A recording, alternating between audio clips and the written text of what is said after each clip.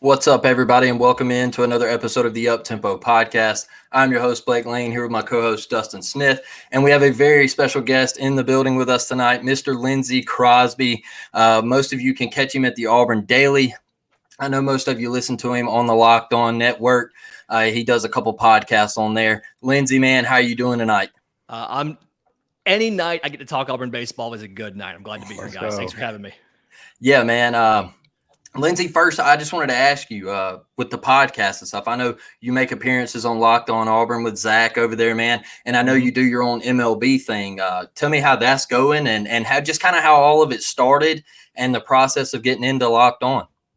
So I actually started off in 2020. I went into Zach's radio show back when he had the Auburn podcast, but he was doing morning radio in Auburn locally. I went in to pitch an event that we were doing, a charitable event, February 29th, 2020. Wow. Turns out that was the last event I got to do for like a year. But I had gone in, we were just talking after the mics had turned off, had good chemistry, both like sports, things were working out really well, and they needed somebody to come into the radio station, help out with some stuff. And so he, no joke, he just kind of slid in my DMs and he's like, hey man, can you come help us out at the radio station? Started doing that. Pandemic hits. Everything just goes crazy. And so my background in finance and banking, we started doing a segment on the radio show about like in an emergency situation, like you lost your job because of a pandemic, like what should you do? And we started off doing that and it started going really well to the point where he asked me to be his co-host. They had a co-host opening and we had a sports segment every morning. We spent about 30 minutes talking Auburn sports, football, baseball, whatever it was. And when he had an opening on his show to have a co-host on Mondays, he said, hey, will you come do that with me as well? And through him is where the baseball opportunity opened up. I host Locked On MLB Prospects, and I'm in year 2 now, started that early January last year. And it has grown to be, during the off season, a lot of the Locked On pods are allowed to drop from 5 days a week, the daily thing, to 3 days a week. And I kept doing the 5 or sometimes 6 shows a week because there's so much stuff to go on when you're talking prospects. There's 120 minor league teams, right?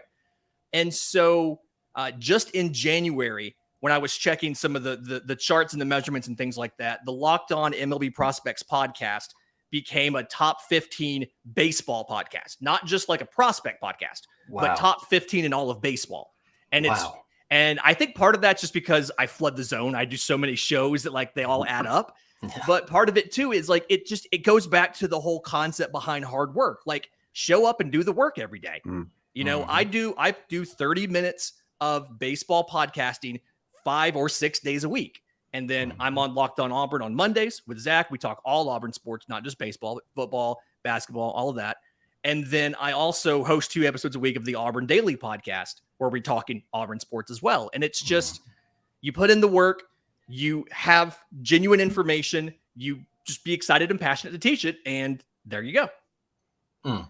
I love that, Lindsay, man. I remember when I first started this podcast, I made a TikTok about, it was after the Georgia-Alabama SEC championship game last year.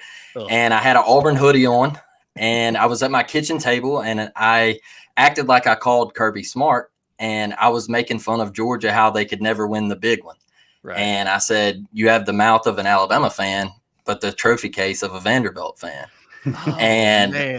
It blew up that night. This whole thing's your fault is what you're saying. This whole thing is Kirby Smart getting back at you personally. Yes, it bit me in the long run. But Vandy's baseball case is not bad.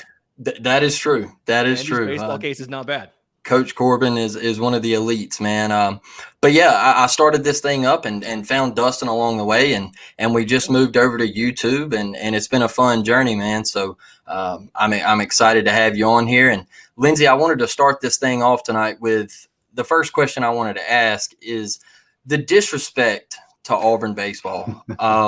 It baffles me that this team, this program finishes in the top 6 in the country last year. They go to Omaha and they've been out there 2 times in the past 3 seasons, minus the COVID year. But just the disrespect, man, with the high recruiting class and the guys that Auburn has returning, and then we look in the polls, and some people don't even have them ranked. Some people have them 7th and 6th in the West.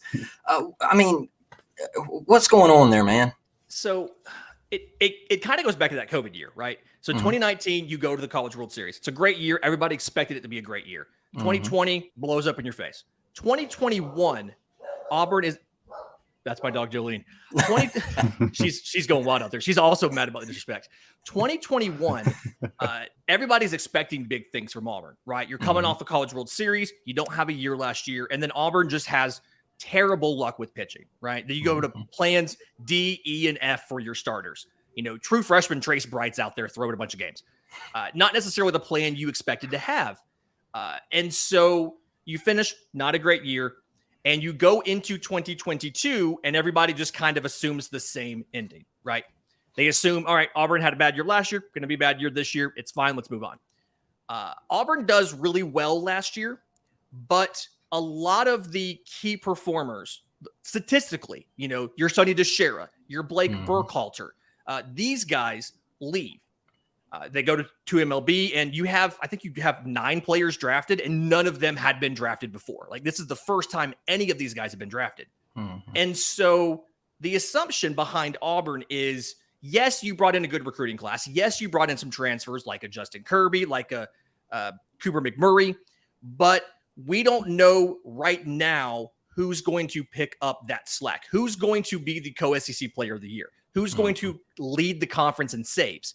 And I think the reason why Auburn's not ranked now is they're not going to do it like that. You're not going to have somebody come in and replace Sonny DeShera. In my mind, Sonny DeShera is on the Mount Rushmore of one and dones in Auburn sports history. You're looking at Cam Newton, you're looking at Jabari Smith, probably Walker Kessler as well, and you're looking at Sonny DeShera. That is your Mount Rushmore of one and dones at Auburn. But what you're going to do is you're going to be able to kind of recreate his production in the aggregate, right? Bobby Pierce wasn't a starter until LSU. Nate LaRue wasn't a starter until that debacle at Ole Miss where you have 5 errors in one game and your catching blows up.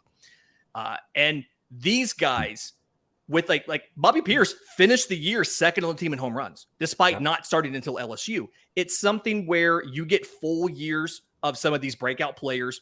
You integrate some of this talent. You have a Justin Kirby batting 6th. You have a Cooper McMurray. You have some of these guys in here. You have a full season of Ike Irish at DH. And you're going to end up from those group of guys with the same amount of runs scored and home runs as that offense last year that was keyed by Sonny DeShera. And at times, nobody else. I can remember games last year where Sonny DeShera goes 1 for 2 with a home run, a strikeout, and 3 walks because there was just nobody else in the lineup to protect him. And you're not going to have that this year. You're going to have, you can't walk Ike Irish because Nate LaRue's behind him. Cole Foster's behind him. Justin Kirby's behind him. Bobby Pierce is behind him. You can't, you don't get a break in this lineup like you did last year. And so I think part of it from the national perspective is they don't see a stud waiting to replace the stud you lost at all these different positions. And they assume, well, Auburn's not going to capture that magic again. Whereas we know these dudes are really good and things work out where you're going to get a lot more time from them than you got in the past. Yeah, Lindsay, look, talking about the big recruiting class that Auburn had come in, I know you mentioned Ike Irish. There's a guy by the name of Zach Crotchfeld. And I wanted to know, what are you hearing or seeing from Zach, and how is he coming along so far? So that third rotation spot, right? That's been the big conversation point. You've had one penciled in for Joseph Gonzalez, obviously Junior Sinkbar coming back. You've had one penciled in for Chase Alsop, the sophomore from Dothan with the massive power fastball. But that third spot has kind of been a toss-up. And a lot of the spring games I've seen, they've had orange versus blue. They've had Crossvelt versus Drew Nelson. Just 2 freshman lefties out there trying to compete to see who should be in that third spot. And I think at least early in the season, you're going to see it go back and forth, right? You're going to see some games where Crotchvelt starts, and then you're going to see maybe the next weekend Crotchvelt comes in the 4th as a piggyback and goes 3 or 4 innings. I've been pretty impressed with his fastball velocity. For a lefty, for a freshman, hitting 93, 94, things like that. He has a two-seamer he'll throw in the low 90s. The curveball, really good shape to it. I kind of like what that looks like. His pickoff move is really good to first. I don't quite know if he's been as consistent with throwing strikes. Something that they did 2 weeks ago in some of the squad games was they set it up 2 balls was a walk, because they were trying to get both him and Nelson to understand you don't have to just nibble around the zone and hope they chase something out of the zone. You can throw a strike, let them make soft contact, and the defense will just pick it up. Mm-hmm. And so it feels like Nelson's internalized that a little bit more than Crotchfeld has at this point in spring. And so this weekend against Indiana, I expect Nelson to be that Sunday starter. And then Crotchfeld's either probably going to start on that Tuesday, or you're going to use him as a starter the next weekend when you travel to USC. It's just something where it's those 2 guys, though they like both those guys. Ideally, they want both those guys to be starting. It's just a matter of figuring out who works best against the lineup you're facing, because Nelson's very much a pitch to contact, get a lot of ground balls, with the defense work. Crotchfeld has good enough stuff where he can blow it past him. He just has to commit to putting it in the zone. And sometimes that's a little bit of a mental hurdle for a freshman to do in the SEC. Well, Lindsay, man, I want to ask you real quick before I turn this thing over here to Dustin. Man, with Cole Foster moving over from second base to shortstop and losing guys like Blake Rambush and one of my favorites, man, Brody Moore. I just feel like that guy was he was everything that Auburn baseball is about. Who did not plugs have in a these? single throwing error last year. Oh, wow. Brody Moore did not have a single throwing error last year. And it's just incredible. It's so hard for a shortstop to do that. That's just that's what Butch loves. Dominate the routine play. Like, that's Butch's thing, and Brody definitely did that. One of the better defensive shortstops Auburn's had in a while. Sorry to interrupt. No, you're good. You're good. And that was one of the things with me about Brody, man. And it was the grinder in him and just the bunts, the way he read the defense and he could see a bunt and he would lay it down and beat it out to first. He was just that guy, man, that you could always count on him. And it felt like when Auburn was struggling, he was there to pick Auburn up. But man, who comes in here and how do you plug these holes with losing guys like Rambush and Brody Moore? So the Brody Moore one is going to be Cole Foster moving back to his prep position as shortstop. And, he's the 3rd straight shortstop recruit to play some second base earlier in his career and then move back to short. Brody did it, and in deference to our short king, Ryan Bliss. In deference to Ryan Bliss. Yeah. And then Ryan did it as well. And so I feel comfortable having watched what Cole Foster's done. The actions are good. The hands are good. The arm is accurate. More than strong enough to make all the plays. Does a pretty good job at picking balls in the hole. So I feel good about that. At third base, it's been a position battle between freshman Gavin Miller out of Pennsylvania and Bryson Ware. Bryson Ware was a junior college shortstop, came to Auburn. They put him in the outfield, played really good defense out there, back in the infield now. Absolute cannon for an arm. That he can fire a ball across the infield. Defensively, he's definitely got the leg up. And my expectation on Friday is going to be he's going to be the starting third baseman, batting probably 8th or so. If it's a close game late, you may have the possibility of pinch hitting for Bryson Ware and then putting Gavin Miller or somebody else out there at third to play defense later.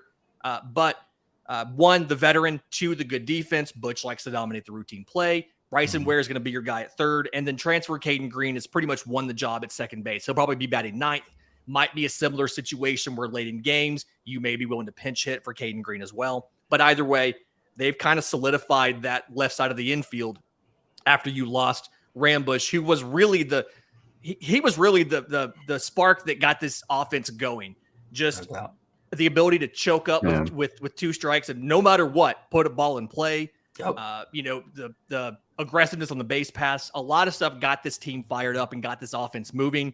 And it's probably going to be harder to replace that energy on offense than maybe it's going to be the defense. He played good defense at third. But you're looking at who's going to lead off and kind of give you that energy. That's probably the hardest part to replace about Blake Rambush is that intangible excitement component that he brought to the game. Mm. Go ahead, Dustin. You good, man? All right. So when we linked up, buddy, before we started, you said you think you have answered. There's no question you can be asked that you haven't answered because you've been on the Auburn podcast merry-go-round today, right? I've been doing a lot of just the last week or so, a lot of including tonight, a lot of Auburn baseball previews, a lot of discussion about the season, the roster not being ranked, the schedule. I'm sure you'll find something to stump me on, but for the most part, we're kind of. I don't think I'm gonna stump you because I'm a listener of Locked On Prospects. But okay, how are my hometown Pensacola Blue Wahoos gonna do this year, man? Are there some major league prospects on my team? So the issue with Pensacola, I say that you're going to be fine. I like the talent that Miami has at AA. I'm a little concerned about the offense and specifically the outfield. I don't think there's a ton of outfielders that are kind of at that AA level. Hard part is right now it's kind of hard to know until they break spring training to know who's going to be AA, who's going to be AAA. But something for a while that you've struggled with in this Miami system is developing outfielders, specifically finding center fielders, and then finding guys, anybody really with power. And so it's going to be exciting games in Pensacola, but the system doesn't profile to have a ton of guys that have a ton of offense as far as, home run power. It's going to be a lot of station to station, going to be a lot of balls in the gaps, things like that. But it's going to be a fun watch. And I don't think you'll get Yuri Perez back, but if you get Yuri Perez back, you're going to get one of the best pitching prospects in baseball for a couple weeks before he inevitably gets moved to AAA. They might start him in AAA. I'm not quite sure, but this system does a great job of developing pitchers. You'll have some fun guys come through, and then you'll have they've targeted a lot of guys in the draft. They've started to target power in the draft. So you'll start seeing in the next year or two, a lot more guys coming through that have home run power, but they've got more swing and miss as well. They're leaning a little bit into the power at the expense of contact versus trying to find that rare guy who can do both. I love it, man. You bring it, brother. You got it all covered. Oh, hey, anytime you come to the 850, man, let me know. We're going to catch a game. I'll get you some free beer, free food, all that. I'm going to get you hooked up. Of course, always. Beautiful ballpark on the bay, by the way. But back to the Auburn, man, you answered a lot of my questions I had about pitching, but I think back to the Oregon State game, man, and Blake Burkhardt coming in and just being shut down. We actually talked about it on the podcast at the end of the year. We were like an Auburn year in review, and me and Blake kind of agreed that low key, that moment was one of the top moments in Auburn sports that year. And obviously the run we had in basketball and all that, big year. But Blake coming in and just shutting it down, man. And we knew it, right? Like at that point, we knew when he comes in, okay, like that didn't surprise us. We expected that. It's done. So he's gone now. Like a lot of those guys that we depended on in that pitching staff. Who are we looking at to kind of be that guy for us now? Yeah, that's the hard part, right? You lost both Burkhalter and Carson Skipper, and those two guys together, you had a lefty and a righty, and they were if you got the game to the 5th or 6th, it's over. You know, Skipper could go 2, Berkey could go 2 or more if he had to. I've seen Berkey pitch twice in one day before. He closed 2 games in a doubleheader, I think against South Carolina. Your back end of the bullpen is going to be, to start off, 4 guys. You're going to have John Armstrong, you're going to have Tommy Vale, you're going to have Chase Isbell, and you're going to have Will Cannon. Those are the guys that they trust in those high leverage situations. It's kind of like with the offense in Sonny DeShera. You don't have one guy to step in to replace Blake Burkhalter. You're going to do it in the aggregate. But each of those guys give you different looks, give you different things. Tommy Vale being the lefty really helps. John Armstrong with that, I want to call it a UFO slider, but apparently it's a bad week to call things UFOs. A frisbee slider, maybe. He's got that. He has the 2-seamer. And then he's been working on adding a 4-seamer with a little more velocity to it. And I think if he can get that 4-seamer to sit, 92 or so, because right now his 2-seamer sits about 89. If he can get that 4-seamer around 92 or so, he'll have the stuff, in my opinion, to be your for sure closer, come out of the pen and shut it down. I watched him at a squad game on last Friday, come in, runners on 1st and 3rd, nobody out. And he gets out of it in 6 pitches. And he's this close to having the stuff to be that lights out shutdown closer. But for now, it's going to kind of be a committee. It's going to be based on matchups. If I had to guess based on what I've observed, what I've seen, if you get your first save situation this weekend, Will Cannon's going to be the guy that comes out. You're going to see Will Cannon coming out against Indiana and getting the save. But all four of those guys are in it. They're the four horsemen in the stable there. And you're going to recreate Blake Burkhalter and Carson Skipper with them until somebody steps up. Butch likes to say the players make out the lineup once the season starts.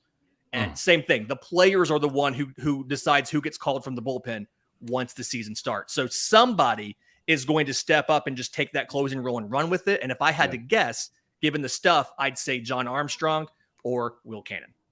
Yeah, that'll be fun to watch, man. Last year was when I kind of started hearing about this scholarship limitation, right? Like how the state of Alabama has, 11 for baseball? So the way it works is for NCAA in general, it's 11.7 scholarships divided amongst your entire baseball team. Now, teams in the state of Alabama, so Auburn and Alabama both, are a little bit more hurt than usual because unlike the state of Georgia or Mississippi or whatever, they don't have a version of, like, say, Georgia's Hope Scholarship, where anybody in state can get their tuition covered academically by meeting certain requirements in high school. And so Auburn's always kind of been behind because they didn't have the ability, like a Mississippi school would, to keep the guys in state on academic scholarships and use the Florida, and use the 11.7 to go get guys from out of state. NIL has kind of changed a lot of that. And so NIL can, if nothing else, cover the cost of attendance for every single player on the roster so that no one's paying out of pocket to come to your school. It doesn't necessarily matter how you divide the 11.7 scholarships up now, because NIL is going to step in and cover all of the rest of it for every player on the roster. And the hope is that in the future, the NCAA, they've made some changes to make baseball better. Starting in 2024, you will no longer have that volunteer third assistant coach. They will be a paid position now. So in the past, you had Tim Hudson as your pitching coach. He was the volunteer. Thankfully, he was independently wealthy from, a long career in MLB. But like guys in that position, typically they get compensated they can either have some sort of job on campus. They can get money from the camps and things like that you do, but they also have restrictions. They can't leave campus to recruit. There's certain things they can and can't do. Starting next year, those guys will be full standard assistants with all of they can go recruit. They can get paid to work. What a novel concept. But we still haven't quite figured out that scholarship thing. And for right now, NIL has filled it. In an ideal world, they just say you can have 33 scholarships, or you can have, 38 scholarships. You can have 38 scholarships, 38 players on your roster, 38 scholarships, done. But we're not quite there yet. There's a lot of legal stuff you have to go through. Yeah. If you give scholarships to one sport, you have to balance it with another sport for the other gender, and it's a whole thing. So for now, thank goodness for NIL. And I can, without giving away too much, I can say that Auburn has taken advantage everything that they can do legally to use NIL to help balance the playing field with your Floridas and your Arkansas and your Mississippis and all of that stuff. That's awesome, because that was going to be my follow-up question for you, was are we doing that? Is On to Victory starting to go ahead and get ahead and doing that? So yeah, if you ever think about signing up for On to Victory and you're not sure whether, I think $34 a month is the lowest contribution level. You're ever not sure if it's worth it or not, watch an Auburn baseball game. Yeah. Every single player out there has a relationship with On to Victory and has at least the cost of attending Auburn University. They have assistants to cover that. Yeah, well, I'm signed up, and we encourage people all the time, man. Go on there and help out. Yep. Last one I got, man. I think Butch, he said, this is probably one of my favorite things that an Auburn coach has ever said, and I think sometimes the Auburn family needs to hear this.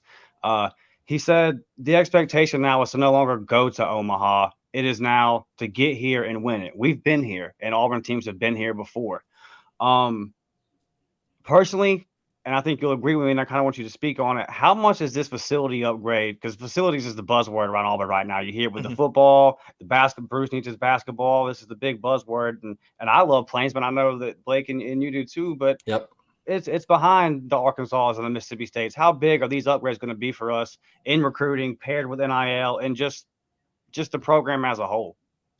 So the big thing with the facilities upgrades and the rest of that quote that Butch always talks about when he talks about going to Omaha and winning and not just getting there is the goal. He always says, I'm not afraid. Like, he's like, the bad thing is not to aim too high and miss. It's to aim too low and hit. Yep. The goal should be a push. It should be farther. It shouldn't be something shorter. But the big thing with facilities, and this kind of comes back, Butch has been trying to create the atmosphere, right? Been trying to make sure that Auburn can get the home field advantage because the SEC is the highest level of amateur baseball in the world. Mm-hmm. It is very difficult to play in the SEC, and Auburn has a lot of teams come in that are amongst the best teams in the entire country. I mean, you host preseason number 1 LSU at home. You host preseason number 5 Texas A&M at home. And so things like Operation Atmosphere, they take out part of the outfield padding to put in a fan area that is non-ticketed. You can bring coolers of beer. You can bring whatever you want to do. Camp out, watch games. Like things like that. It's all to create the atmosphere at Plainsman Park. And so these facility upgrades are things to, one, increase capacity. You have seating on top of the hitting lap. You have seating on top of the monster, which is going to be super cool. I'm very excited for that. Yeah, and then you cover the concourse all the way down both sides. Yeah. And so it gives you the ability to have premium areas to bring donors because you are still using donations for a lot of the funding for what you do. It gives you a space to bring more fans in and to have those fans closer to the field and more wrapping around the field. When your renovations are done, you'll have fans go all the way from where the monster starts all the way to the scoreboard. Oh, man. And so you cover a third of the outfield with fans there. And then you added Operation Atmosphere. The goal in the future is to expand that larger. And then you add fans out past right field on the field. And so it's to recreate the atmosphere that you see at some of the classic SEC powerhouses like in Arkansas, like at Alec Box Stadium, where those LSU fans are on top of you. Like a Swayze Field for Ole Miss, where they're all the way around. They're in the outfield. There's no place you can get to that's quiet, and you cannot get away from the fans. That is the idea. And if you notice, Auburn's been a little strategic with some of the scheduling. So those 2 big matchups I mentioned at home, LSU and Texas A&M. LSU is graduation weekend. Texas A&M is A-Day weekend with the dedication of the Frank Thomas statue. And so the idea is you're going to have all these extra people coming to town.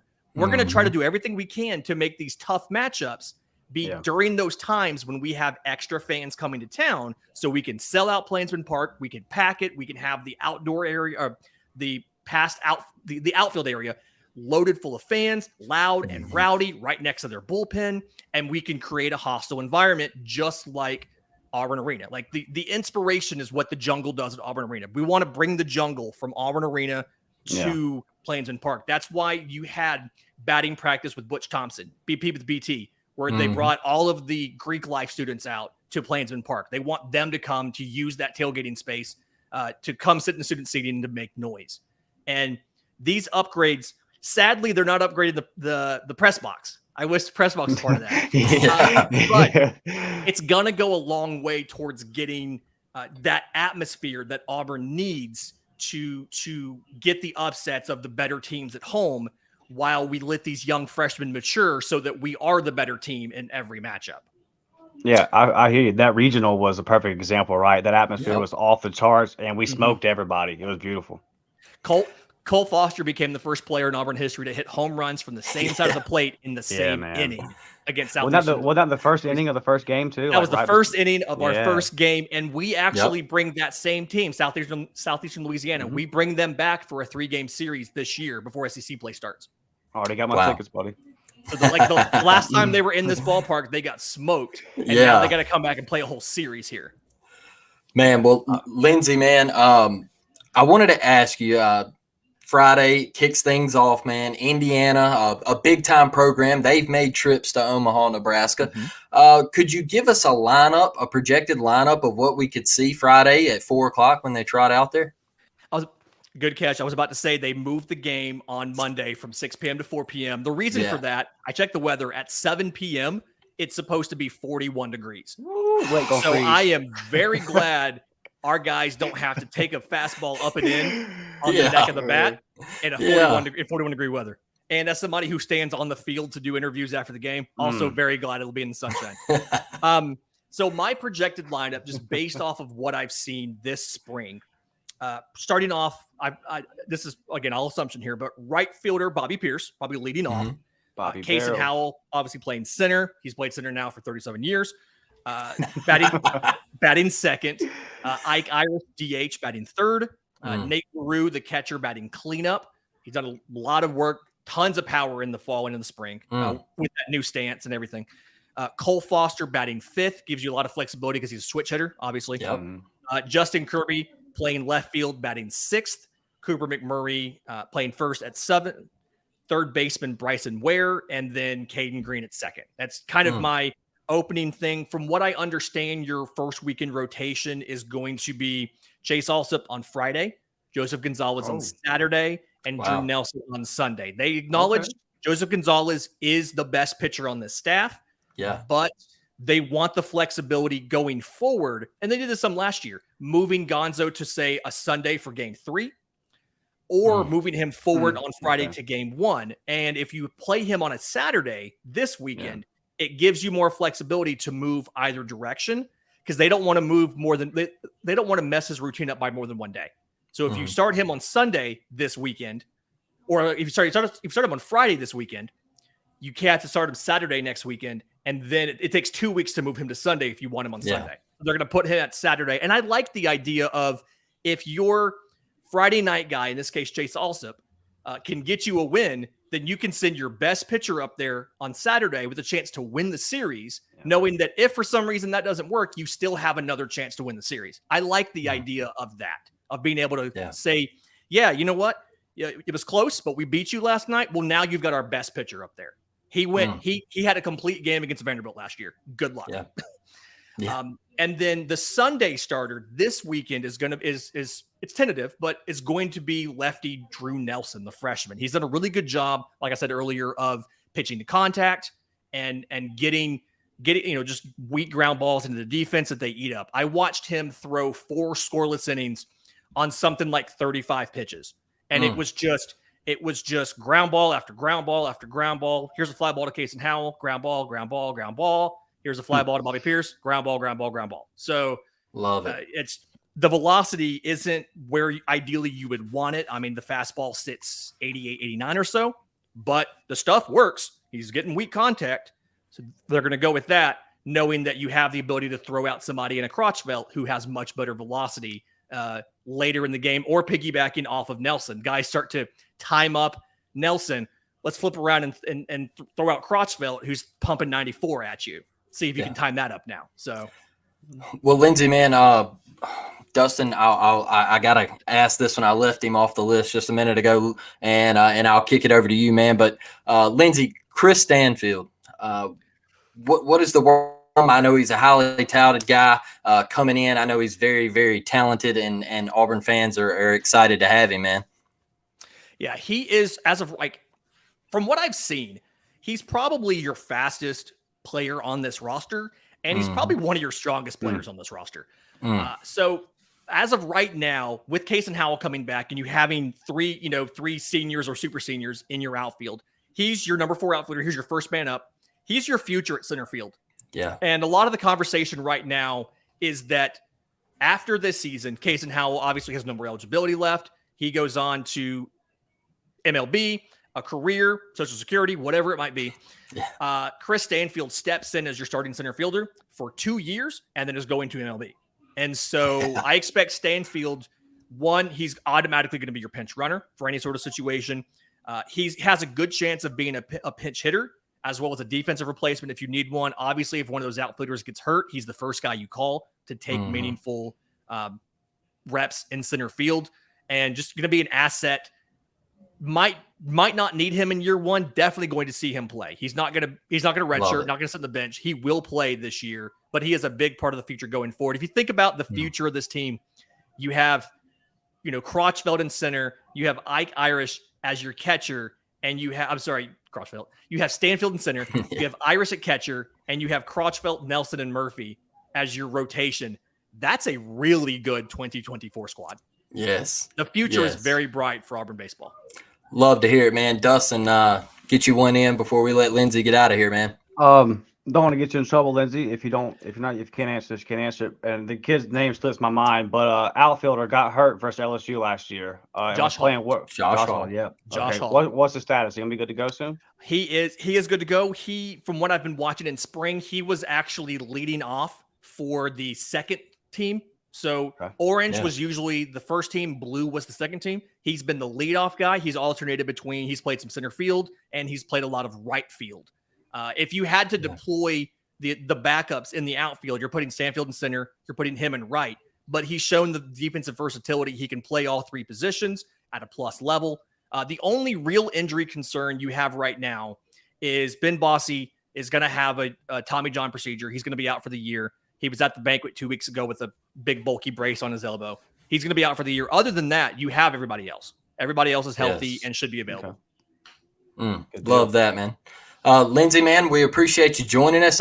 Before we let you get out of here, man, we're going to give you the floor to plug all of your shows and your content. Where can the Auburn family find you, man? Absolutely. I'm on Twitter at Crosby Baseball. We live tweet from every single game. All of my written work gets tweeted out through there, but it's at auburndaily.com. We have gamers after every game. We have series previews go up the day before a game, midweek notebooks, all that kind of stuff. Right now, we're finishing all of our previews of the different positions. Pitching goes up tomorrow. And then my podcast, Locked On MLB Prospects, is available wherever you get your podcasts and on YouTube. Like we said, top 20 baseball podcast, #1 daily minor league baseball podcast. Yeah, let's go. Love that, man. Well, Friday, it all kicks off, man. I will be coming up from Mobile, Alabama, early Friday morning. Don't freeze. I'll be up there at Plainsman, man. I can't wait. I'm excited. And I'm just so glad it's here, Lindsay. Just another quest to get back to Omaha, man. It feels like every year the off season is longer and longer and longer. And I don't know how they do it or what happens, but every year the off season is longer. We're finally here. Make sure you stop by and say hey on Friday. Yeah, man. Certainly. Well, with that being said, man, we're going to let you get out of here, and we will catch each and every one of you who listen to this podcast on the next one. I'll leave you with a War Eagle, and we're out.